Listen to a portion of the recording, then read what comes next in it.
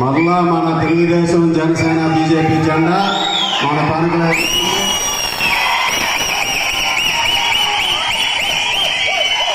June 4ని చరిత్రను తిరగరాయబోతున్నాం. మళ్ళా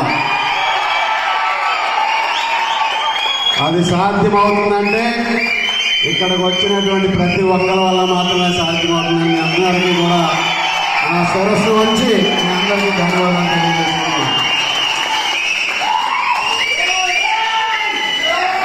ఈరోజు ప్రతిపక్షంలో మా 5 ఏళ్ల కష్టం, 5 ఏళ్ళు ఇబ్బందులు అన్నీ కూడా అధిగమించి ఈరోజు ఆఖరి మజిలీలో మీలాంటి వాలంటీర్లుగా, ఇన్ఛార్జీలుగా పార్టీని, ఎలక్షనీరింగ్ని నభూతో నభవిష్యత్ అనే విధంగా జరిపించడంలో మీ పాత్ర చాలా కీలకం.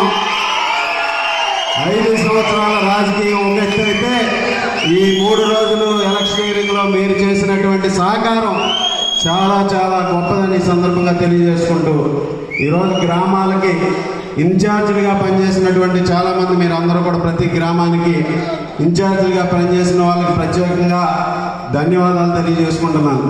మీరు చేసినటువంటి సమన్వయం కానీ, సహకారం కానీ ఈరోజు గ్రామాల్లో అన్నీ కూడా మనం ఎన్నికలు వేళ ఎలక్షనీరింగ్ బాగా చేసుకోగలిగాం. అలాగే లాస్ట్ 2 రోజులు వాలంటీర్లుగా వచ్చి మీరందరూ కూడా మీ సహకారాన్ని అందించినటువంటి ప్రతి ఒక్కరూ కూడా, మీరు కూడా ఒక్కొక్కరు 12 గంటల నుంచి 15 గంటలు, 20 గంటలు కూడా కంటిన్యూస్గా మీరందరూ పనిచేయబట్టే మనం మంచి ఎలక్షన్ చేసుకోగలిగాం. ఆ విధంగా మీరందరూ కూడా మీ సమయాన్ని కేటాయించి మీ అందరూ ఈరోజు ప్రతి ఒక్కరూ మీ సమయాన్ని ఇచ్చి నా కోసం, మన పార్టీ కోసం, ఈ రాష్ట్ర భవిష్యత్తు కోసం, తణుకు నియోజకవర్గ అభివృద్ధి కోసం మీరందరూ కూడా ముందుకు వచ్చి ఈ విధంగా మీరు సహకారాన్ని అందించినందుకు పేరు పేరున ప్రతి ఒక్కరికి కూడా ధన్యవాదాలు తెలియజేసుకుంటున్నాను.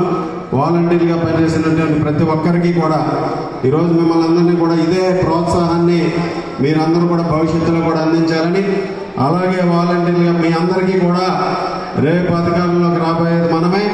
మీకు అండగా ఏ సమస్య ఉన్నా నేను మీకు అండగా నిలబడతాను. ఏ ఇబ్బంది ఉన్నా, ఏ అవసరం ఉన్నా నా దగ్గరికి మీరు అందరూ కూడా డైరెక్ట్గా రావచ్చు. ఎవరి రికమెండేషన్లు అవసరం లేదు.